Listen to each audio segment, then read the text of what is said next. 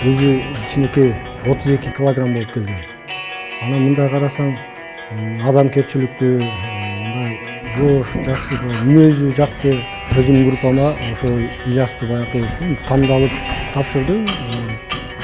Бокска келген себебим кичинекей жактан бери эле боксту көрүп, боксту сүйчүмүн.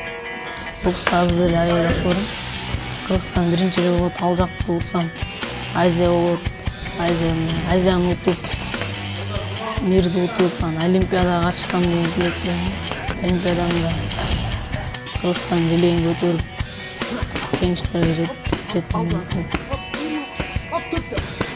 Агайларыма окшоп тренер болгум келет, балдарга үйрөтүп.